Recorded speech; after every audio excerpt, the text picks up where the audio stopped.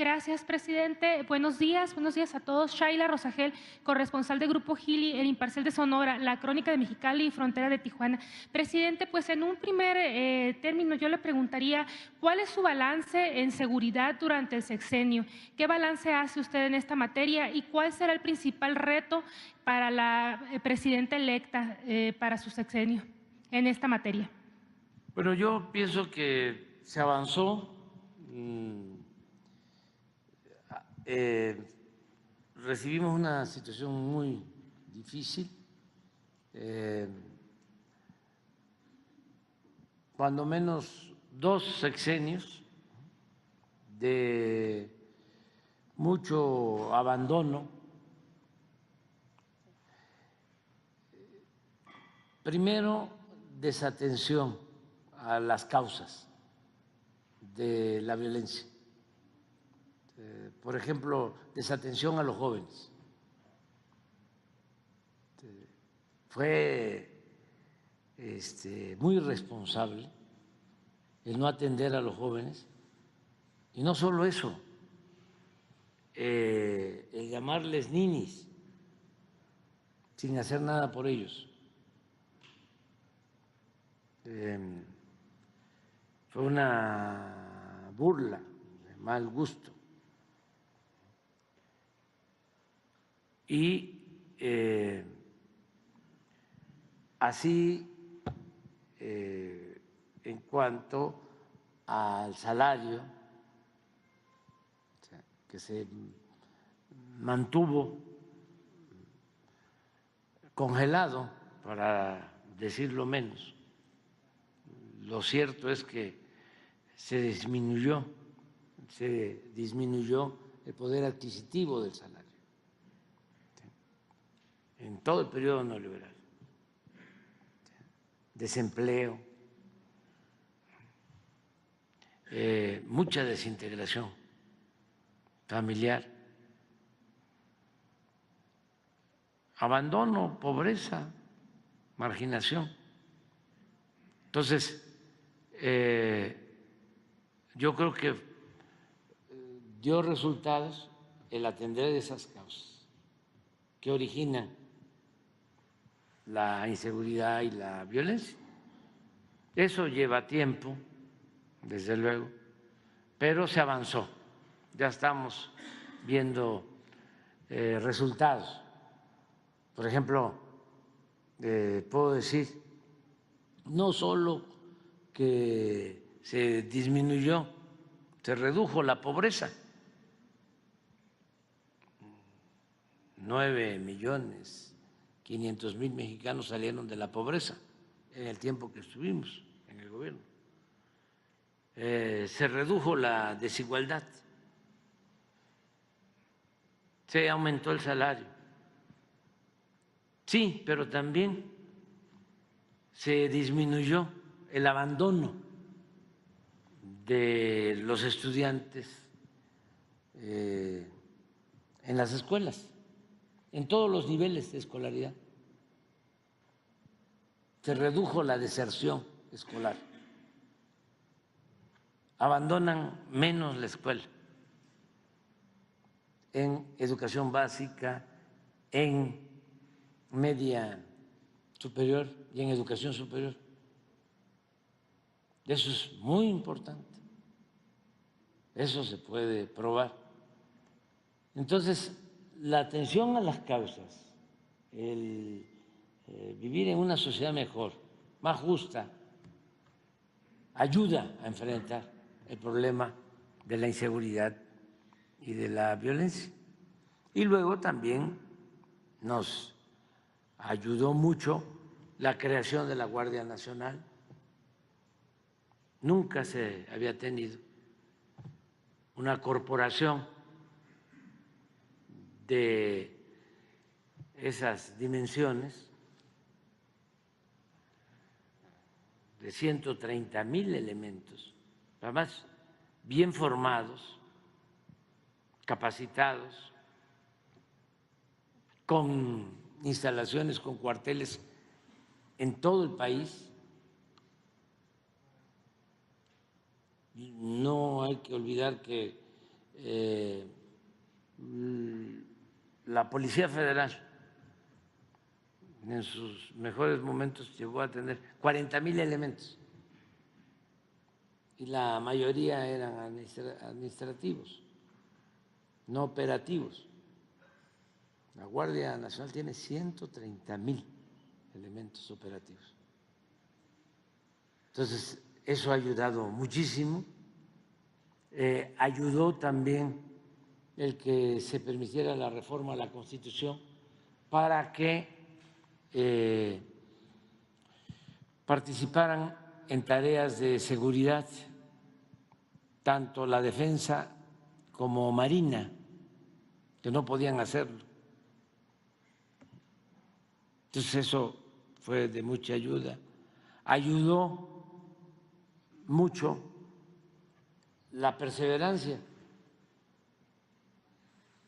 los acuerdos, las reuniones de gabinete diarias encabezadas por el presidente con todos los integrantes del Gabinete de Seguridad. Me acabo de reunir con el secretario de la Defensa, con el secretario de Marina, con la secretaria de Seguridad Pública, con la secretaria de Gobernación. Estuvo la secretaria de Relaciones Exteriores, la consejera jurídica, pero eso es todos los días, de lunes a viernes. Les puedo decir ahora cuántos delitos hubieron ayer, en dónde. A ver, ¿por qué no pones la lámina? Eso ayuda mucho a tomar decisiones. Se entera uno de todo lo que está pasando en el país. Esto fue ayer.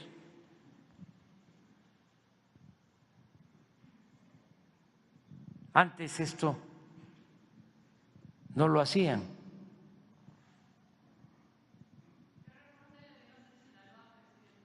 Que está el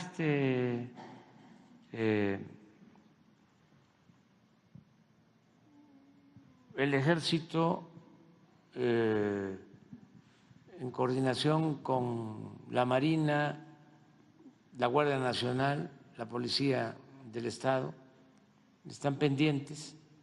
Decirle a la gente de Culiacán, de Sinaloa, que estamos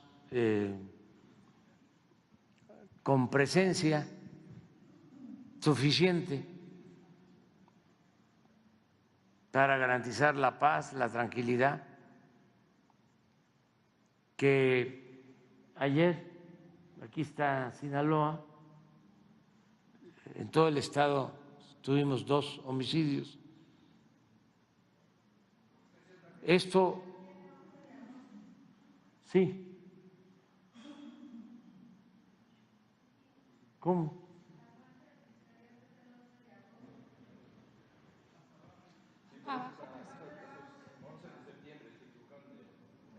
¿Es septiembre? Sí. Sí, es un error. Sí. Y esto lo digo, lo de Sinaloa también, porque vi en algún reporte de no sé cuántos fallecidos y hoy vimos este informe. Sí, sí, sí, sí, sí, hay temor, pero decirle a la gente que estamos pendientes, que hasta ahora este es el resultado y seguramente no es por esos enfrentamientos, pueden ser otras causas, los 2 homicidios. Y pues es que hay pues pugnas entre 2 grupos y tenemos que buscar que no se afecte a la población y también que no se enfrenten. entre ellos. Sí, ya lo dije, es un asunto que tiene que ver con una confrontación de grupos.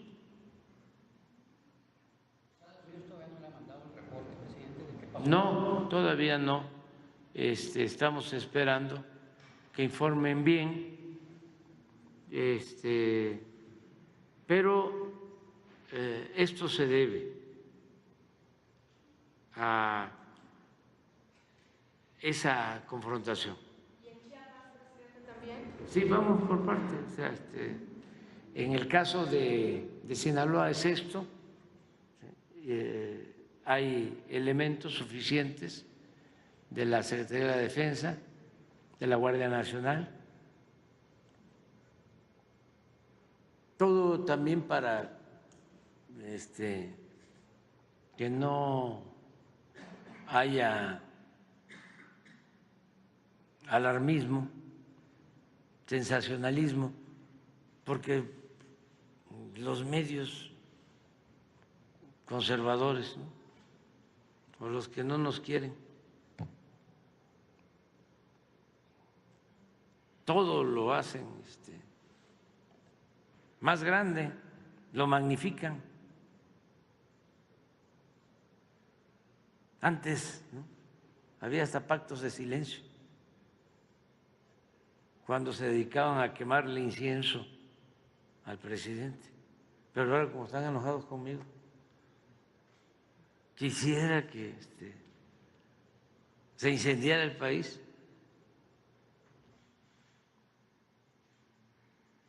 Ven las redes sociales, los periódicos, y es como la antigua alarma.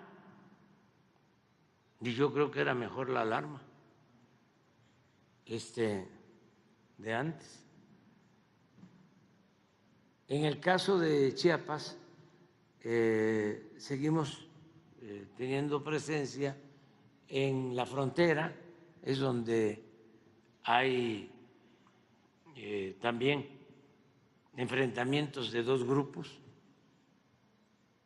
frontera Comalapa, Chicomucelo.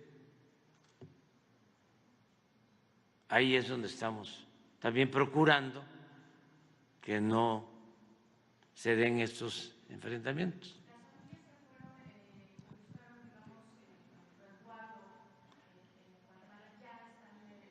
Quedan 300 familias y quieren regresar. Estamos viendo eso, estamos atendiéndolos y hay presencia de la Guardia Nacional. Presidente, en materia de seguridad, ¿cuál sería el reto? Pero termino de contestar, ¿no? Porque estamos atendiendo las causas, decía yo, y además dándole seguimiento diario, ¿no?, al problema de la inseguridad. Otra cosa que nos ayuda mucho es que trabajamos de manera coordinada. Antes, imagínense cómo era en la época de Calderón, pues García Luna hacía lo que quería, era el jefe, y la Secretaría de la Defensa actuaba por su cuenta, Marina por su cuenta. Ahora no, ahora estamos unidos y eso es muy importante, el trabajar de manera coordinada para garantizar la paz, la tranquilidad, y también ayuda mucho la comunicación con los gobiernos estatales, la cooperación con los gobiernos de los estados. Entonces, todo esto nos ha permitido avanzar y hacerlo también sin violar derechos humanos. porque antes pues había torturas, se torturaba a personas, había masacre.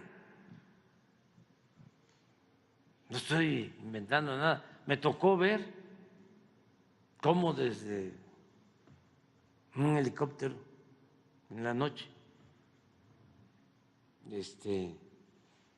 disparaban a un grupo de presuntos delincuentes en Tepic.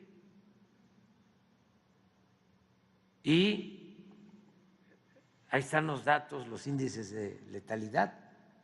Eran más en los enfrentamientos los muertos que los heridos y detenidos, porque remataban a los heridos. Les decían los de arriba, ustedes hagan su trabajo y nosotros nos hacemos cargo de los derechos humanos. Y a lo mejor hasta les decían, eso lo agrego yo, no lo tengo probado, pero en una de esas hasta le decían, nosotros también nos hacemos cargo de que los medios de información no digan nada. Y sí, porque había un pacto de silencio.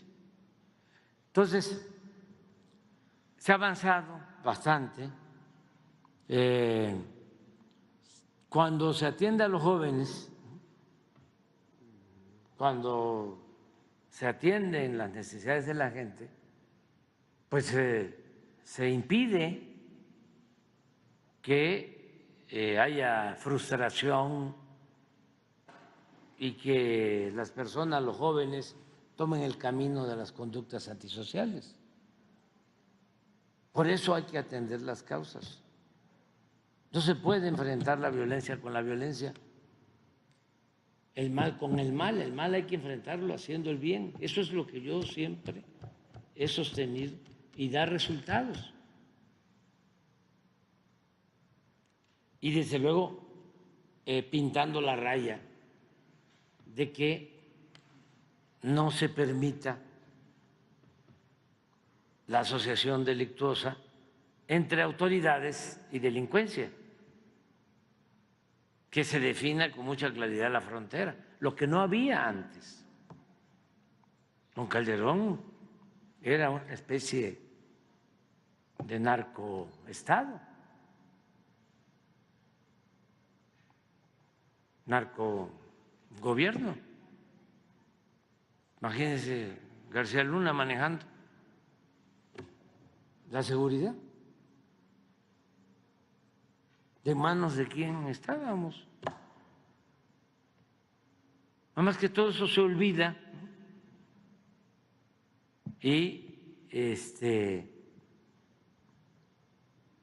piensan que la gente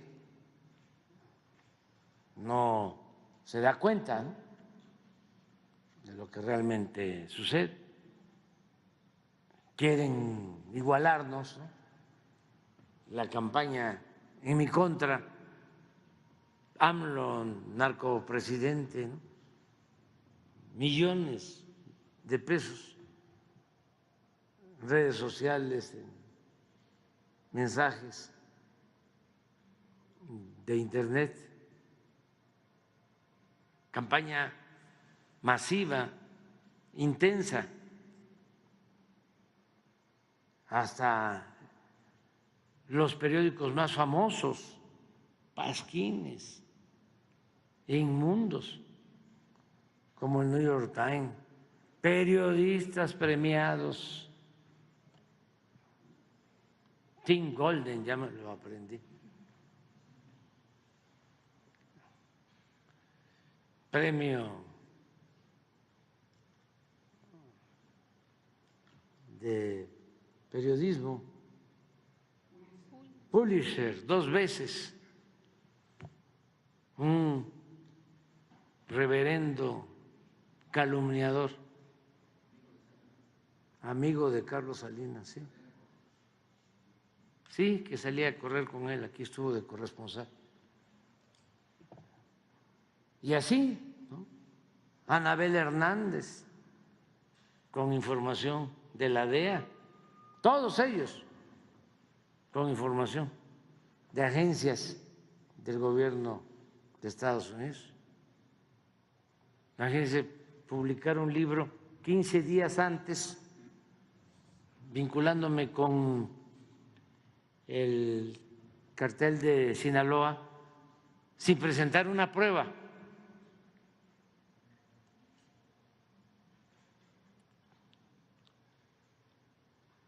Lleno de calumnias, mentira. Al mismo tiempo que está la campaña, ¿no?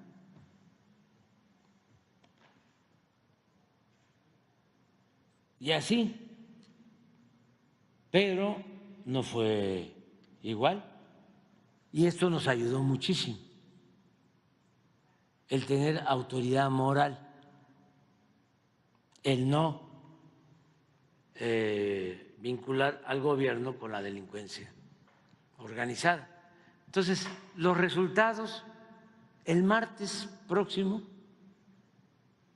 corresponde a seguridad y vamos a informar. Hasta ahora, de acuerdo a nuestros datos, en el caso de homicidios, por ejemplo, tenemos una disminución del 19%. Es lo que más nos ha costado. 19% menos de homicidios. Y, a ver, pon la lámina de homicidios, aunque no les guste a nuestros adversarios, para que vean cuánto crecieron los homicidios, sí, en otros sexenios. Nada más que 18, pero la que vimos hoy ya es 19, pero no le hace. Miren, Calderón, porque es de los más conservadores, de los que más les gusta a los fifís.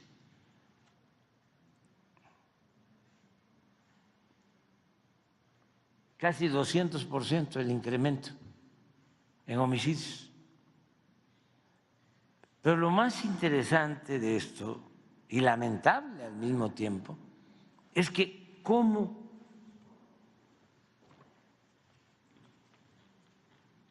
decide con García Luna aquí declarar la guerra al narcotráfico.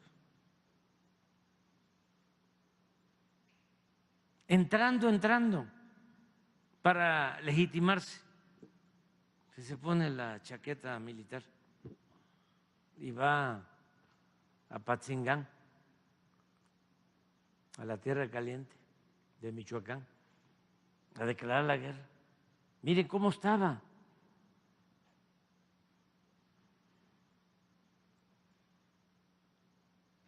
$10,000 homicidios. En el 7, 8,800. Y miren cómo se va. Al doble. ¿Qué lo lleva si venía así?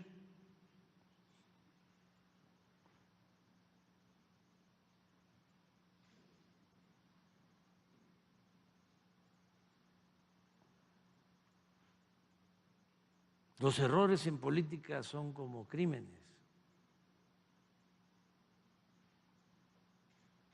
Algunas veces, mire, 200%, 59 y nosotros 18, ¿dónde lo agarramos? lo vamos a bajar, y ya en la información que me presentaron ayer ya es 19%. Pero pon, aunque sea el atrasado, de secuestros. Este es muy importante, el de secuestro, porque los que más alientan la campaña en contra de nosotros, o algunos de ellos, estoy hablando de grandes empresarios, personalidades, fueron secuestrados. Les puedo dar una lista. En la época de Salinas secuestraron, por ejemplo, a Harp, pero secuestraron a Joaquín Vargas, secuestraron a Senderos, secuestraron a Gutiérrez Barrios.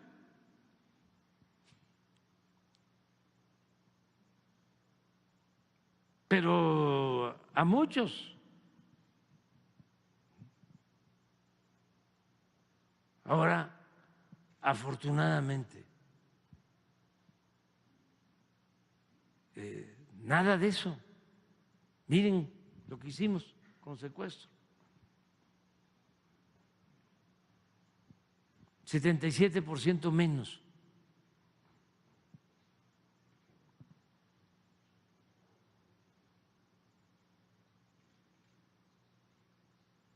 Hay los escándalos de secuestro que habían antes. No.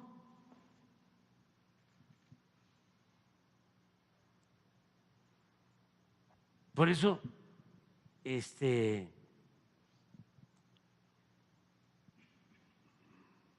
considero que son muy irresponsables nuestros adversarios. O sea, su derechismo los obnubila.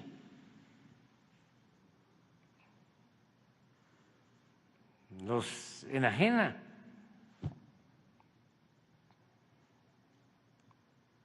Pierden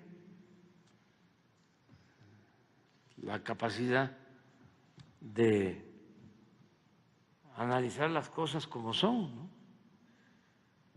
Presidente, ¿y cuál será el reto en materia de seguridad para Yo veo la próxima que presidencia? va a seguir controlándose el problema de inseguridad, de violencia, porque la presidenta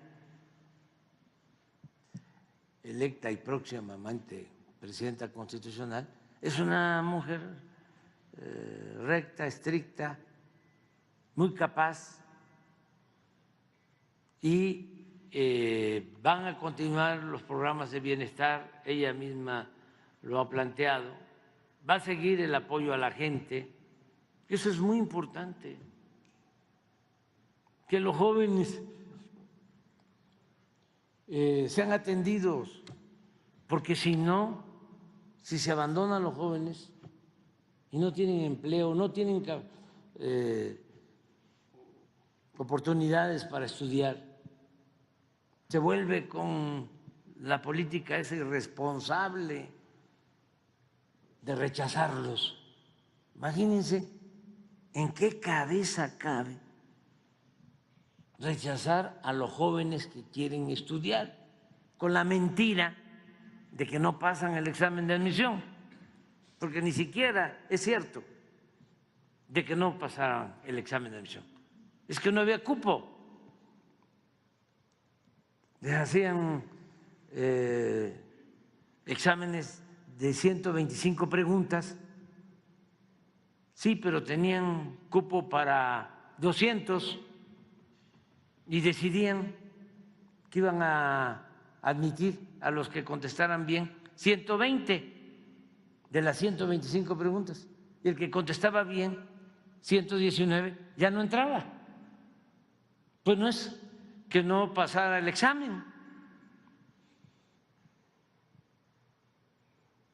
Es que los rechazaban. Entonces, si esa política discriminatoria, privatizadora, porque ¿para qué hacían eso? Para que la educación se convirtiera en un negocio, en una mercancía, en un privilegio. Y la educación es un derecho del pueblo. ¿Qué sucedió? Bueno, cuando empieza esa política de rechazo, pero además bien manipulada, envuelta en la demagogia de que se necesitaba la excelencia, la calidad de la enseñanza. Claro que queremos calidad, claro que queremos excelencia, pero también cobertura. Entonces, todo era calidad, excelencia. No sé si se acuerdan de eso. Entonces, de esa manera justificaban el rechazo de 200, 300 mil jóvenes por año que querían ingresar y no podían a las universidades. Bueno, por eso tenemos el déficit de médicos. Es un país que no tiene los médicos especialistas que requiere por esa política irresponsable, absurda. Pero detrás era el propósito, el negocio de fomentar la educación privada. Y yo siempre he dicho, no estoy en contra de la educación privada. El que tiene para pagar una escuela privada lo puede hacer, está en su derecho. Pero el gobierno está obligado a garantizar la educación pública, gratuita, de calidad, en todos los niveles escolares. Porque es un derecho, no un privilegio. Es lo mismo de la salud. Y en eso nos diferenciamos. Somos distintos. Y no saben cuánto orgullo me da ser distinto a estos conservadores. El orgullo que me produce eso. Porque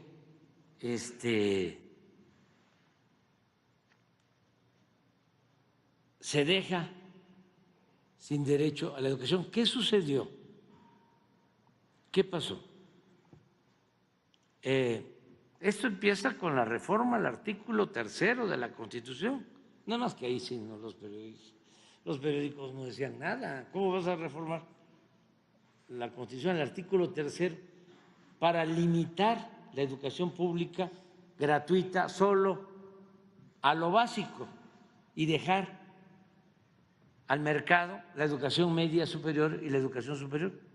Nadie criticó nada. Ningún periódico, bueno, algunos, puede ser. La radio, los conductores de noticieros famosos, ninguno. Salinas, presidente, secretario de Educación, Ernesto Zedillo. Reforma al artículo 3 de la Constitución. Bueno, abren al mercado la educación. ¿Qué pasa? Al principio se incrementa la matrícula de escuelas privadas, pero llega el momento en que ya no crece. ¿Por qué? Porque la mayoría del pueblo no tiene para pagar colegiaturas. para sus hijos. Entonces puede ser que esté en las escuelas, sí, pero un obrero de donde saca 3,000, 4,000 pesos por muy poco que se cobre en una universidad privada para tener a su hijo, a su hija en la universidad. Y si son dos, pues llegó el momento que se estancó. Y al final, ni en las públicas ni en las privadas se tienen los médicos ni los especialistas que requiere el país. Entonces, eso nos hizo mucho daño.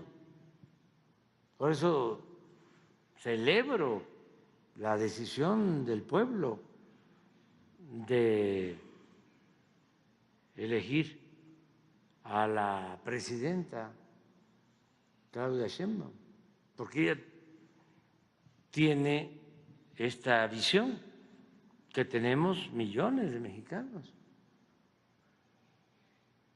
porque la minoría conservadora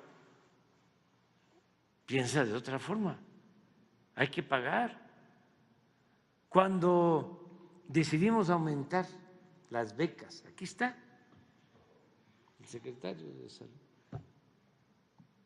para especialistas de 10,000 a 20,000,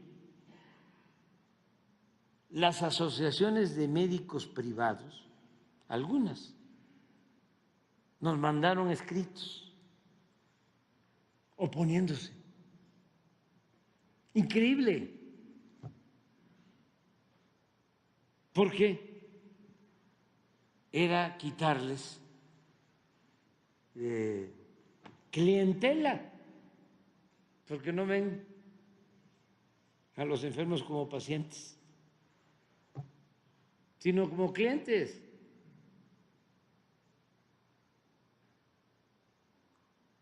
¿Y creen ustedes que les hicimos caso? Nos mandamos al carajo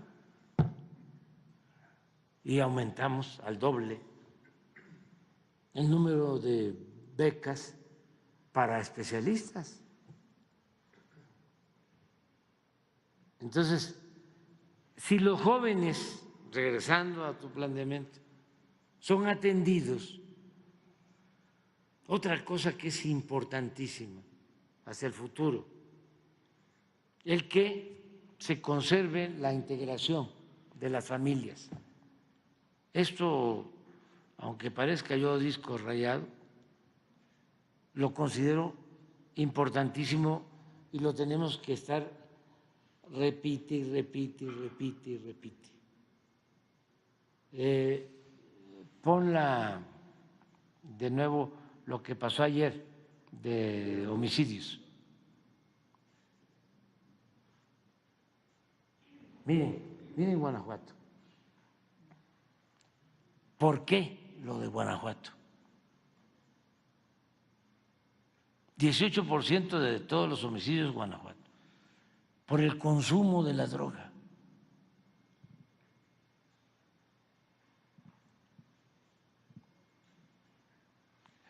Se descuidaron, establecieron pactos las autoridades con la delincuencia,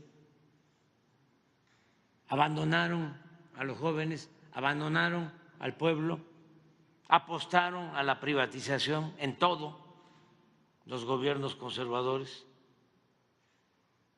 Y ahí están los resultados.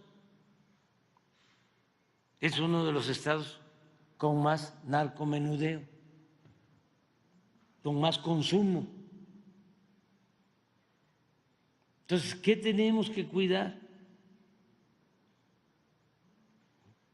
Que se mantenga la integración de las familias, que se evite el consumo de droga. Nosotros tenemos la ventaja comparativa de que por nuestras costumbres, tradiciones, no hay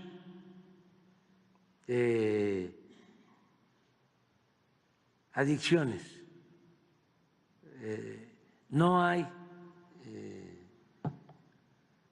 opciones hacia las drogas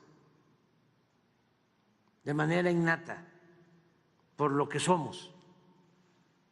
Es muy distinto a lo que sucede lamentablemente con nuestros hermanos estadounidenses. Nosotros tenemos 600 fallecidos por droga. Ellos tienen nada más de fentanilo 100,000 y la mayoría jóvenes. Entonces, ¿qué tenemos nosotros que cuidar? Que no aumente el consumo.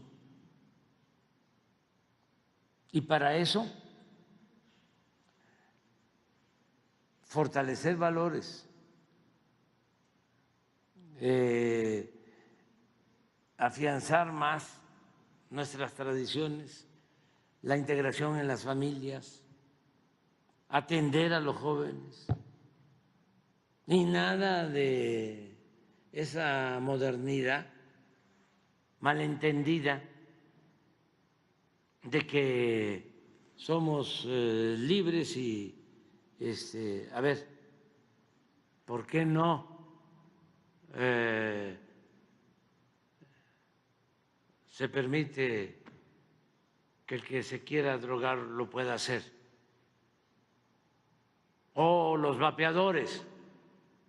No, nada de eso. El problema que tienen en Estados Unidos, digo también con todo respeto, es porque no atendieron las causas, no están atendiendo las causas. Todo lo quieren resolver con medidas coercitivas, con las agencias contra las drogas, policías, cárceles. Sí, pero ¿qué hacen para evitar que los jóvenes consuman?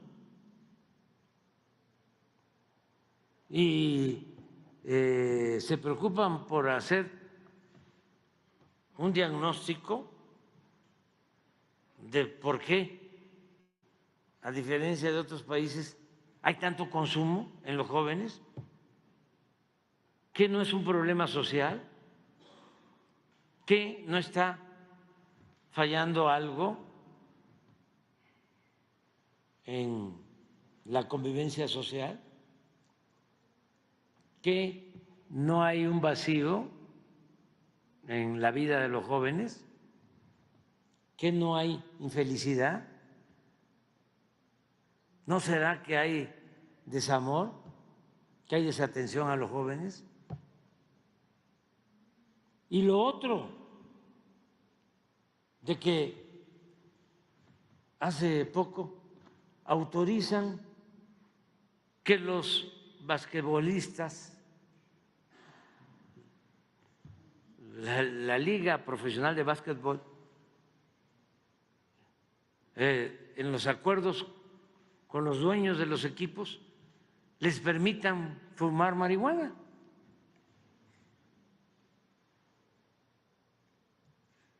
Imagínense un joven que tiene como